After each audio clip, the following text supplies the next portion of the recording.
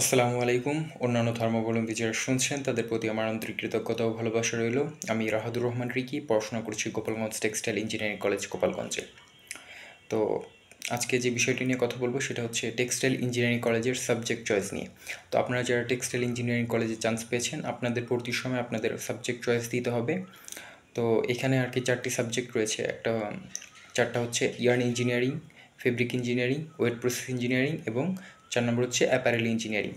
তো প্রথমে যে বিষয়টি বলতে যাচ্ছি সেটা হচ্ছে এই 4টা ডিপার্টমেন্টের পড়াশোনা অলমোস্ট 70-75% সেম। বাকি 20-25% ডিপার্টমেন্টাল কিছু পড়াশোনা থাকে, এটা আর কি ভিন্ন হয়ে থাকে। এবং সবচেয়ে যে ইন্টারেস্টিং বা মজার বিষয় হচ্ছে সেটা হচ্ছে আপনি যে ডিপার্টমেন্ট থেকে পড়াশোনা করেন না কেন, আপনি চাইলে পারে অন্য ডিপার্টমেন্টে যে জবগুলো আছে আপনি সেখানে জব সুইচ করে জব করতে পারবেন। ধরেন সাপোজ আপনি ওয়েট প্রসেস ইঞ্জিনিয়ারিংয়ে পড়াশোনা করে আপনি ওয়েট প্রসেস ইঞ্জিনিয়ারিং আন্ডারে যে সকল জব আছে এই ডিপার্টমেন্টের আন্ডারে সেখানে আপনি করতে যাচ্ছেন না, আপনি চাইলে সুইচ করে অ্যাপারেল ইঞ্জিনিয়ারিং আন্ডারে যে সকল জবগুলো আছে সেগুলো চাইলে আপনি করতে পারবেন। তো আপনাদের মনে আর কি এখন অনেক প্রশ্ন আছে যে ভাইয়া কোন সাবজেক্টটা ভালো হবে, মানে ওয়েট ভালো হবে না অ্যাপারেল ভালো হবে না ইয়ার্ন না ফেব্রিক, তো বিভিন্ন ধরনেরই আছে। তো আমি আসলে বেশ কিছু সাবজেক্ট চয়েসের ক্ষেত্রে বেশ কিছু ফ্যাক্ট তুলে ধরবো, বা কোন সাবজেক্টের আসলে কাজ কী, বা কোন কোন সেক্টরে আসলে আপনি জব করতে পারবেন কোন কোন ডিপার্টমেন্টে পড়লে। তো আমি আসলে সেই ফ্যাক্টগুলো তুলে ধরবো, ডিসিশনটা আপনারাই নেবেন। তো আমি একটা উদাহরণের সাহায্যে ফ্যাক্টগুলো তুলে ধরবো। তো প্রথমত আপনার যে কাপড়, এই কাপড়টা তৈরি হয় কী দিয়ে? সুতা থেকে। তো এই সুতা তৈরি হয় আপনার কী থেকে? বিভিন্ন ধরনের ফাইবার থেকে। এই ফাইবার থেকে সুতা তৈরির যে প্রসেস, এই প্রসেসটাকে বলা হচ্ছে স্পিনিং। তো ইয়ান ইঞ্জিনিয়ারিংয়ে যারা পড়বেন তো তারা আর কি মূলত এই যে সুতা তৈরির যে প্রসেস, বিভিন্ন স্পিনিং মিলে আপনারা জব করতে পারবেন। ইয়ান ইঞ্জিনিয়ারদের কাজ মূলত এই সুতা নিয়েই। এরপর আপনি সুতা তৈরি করলেন, সুতা তৈরি করার পর কী করবেন? আপনি ফেব্রিক করবেন, ফেব্রিক বানাবেন, কাপড় বানাবেন। তো আমরা যে বিভিন্ন যে টি শার্টগুলো পরি, এই টি শার্টটা হচ্ছে নিট ফেব্রিকের, ঠিক আছে? এই নিট ফেব্রিকটাকে যে প্রক্রিয়ায় বানানো হয় তাকে বলা হয় নিটিং। যেমন আমি শার্টটা পরেছি, এটা হচ্ছে ওভেন ফেব্রিকের। তো এই ওভেন ফেব্রিকের যে প্রক্রিয়া আর কি প্রসেসটাই তৈরি হয় সেটাকে বলা হচ্ছে উইভিং।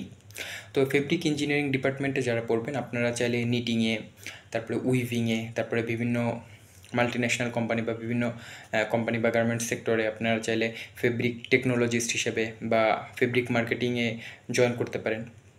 এছাড়াও আপনি ডেনিম প্রোডাকশনে কাজ করতে পারেন। তো বিভিন্ন জায়গায় আপনার কাজের অপশন রয়েছে। এরপর কি আপনি সুতা বানালেন, কাপড় তৈরি করলেন, এখন কি তাকে রং করতে হবে, মানে একটা কালার দিতে হবে। তো এই কালারটা নিয়ে আর কি মূলত আপনার ওয়েট প্রসেস ইঞ্জিনিয়ারিং। তো এই ডিপার্টমেন্টে মূলত আপনার যারা পড়াশোনা করবেন তাদের জন্য বিভিন্ন মানে ডাইস, তারপর প্রিন্টিংয়ে, তারপর আপনার ওয়াশিংয়ে, বিভিন্ন সেক্টর আপনারা চাইলে জব করতে পারবেন। এছাড়া বিভিন্ন ধরনের কেমিক্যাল ইন্ডাস্ট্রিতে আপনারা চাইলে জব করতে পারবেন। এর পরবর্তীতে আসি অ্যাপারেল ইঞ্জিনিয়ারিংয়ে। তো আপনারা কি সুতা বানালেন, কাপড় তৈরি করলেন, এরপর কি সেই কাপড়ে আবার রঙও দিলেন। সেরপর সেই রং করা কাপড়টাকে আপনাকে কাটিং সুইং করে বিভিন্ন ক্লথের আন্ডারে যে শেপ দিতে হবে। তো এই কাজগুলো মূলত আর কি অ্যাপারেল ইঞ্জিনিয়ারিং ডিপার্টমেন্টের। এবং অ্যাপারেল ইঞ্জিনিয়ারিং ডিপার্টমেন্টে যারা পড়বে তারা আর কি মূলত মার্চেন্টাইজিং বা বাইং হাউস বা বিভিন্ন মাল্টিন্যাশনাল কোম্পানি যে মার্চেন্টাইজ যে সেক্টর আছে তারা সেখানে জব করতে পারবেন। তো মূলত যাদের একটু কনভিন্সিং পাওয়ার বেশি আছে, যারা মানুষকে কনভিন্স করতে পারে, এটা মূলত আর কি মার্কেটিং টাইপের একটু জব। বায়ারকে কনভিন্স করে নিজের প্রোডাক্টগুলোকে বায়ারের কাছে সেল করতে হয়, এই টাইপের একটু অ্যাপারেল ইঞ্জিনিয়ারিংয়ের কাজকর্ম। তো যারা আর কি মার্কেটিং জিনিসটা বা মানুষকে কনভিন্স করতে খুব পছন্দ করে তারা এই সেক্টরে কাজ করতে পারে। তো এই ছিল মোটামুটি আর কি 4টা ডিপার্টমেন্টের জব সেক্টর সংক্ষেপ যদি বলি। তো অনেকে আসলে সাবজেক্ট চয়েসের ক্ষেত্রে বিশেষ করে ছেলেরা অনেকে ফার্স্ট চয়েসে রাখে ওয়েট, এরপর অ্যাপারেল, এরপর ফেব্রিক, লাস্টে ইয়ান রাখে। আবার অনেকে অ্যাপারেলকে ফার্স্ট চয়েসে রাখে, তারপরে ওয়েট, তারপরে ফেব্রিক, তারপরে ইয়ান, এভাবে রাখতে পারে। আবার কেউ অ্যাপারেল, ফেব্রিক, ওয়েট, ইয়ান এভাবে রাখতে পারে, যার যার অনেকের ইচ্ছা। আবার কেউ ইয়ানও ফার্স্ট চয়েস রাখে। এরপর আর মেয়েদের ক্ষেত্রে সবাই সাধারণত মানে যেটা করে অ্যাপারেলকে ফার্স্ট চয়েস দেয়, এরপর ফেব্রিক, দেন ওয়েট, ইয়ান, বা ফেব্রিক দেয়, অ্যাপারেল দেয়। মেয়েদের ক্ষেত্রে ফেব্রিক দিতে পারে, অ্যাপারেল দিতে পারে, এরপর ইয়ান ওয়েট বা ওয়েট ইয়ান যে কোনো একটা দিতে পারে।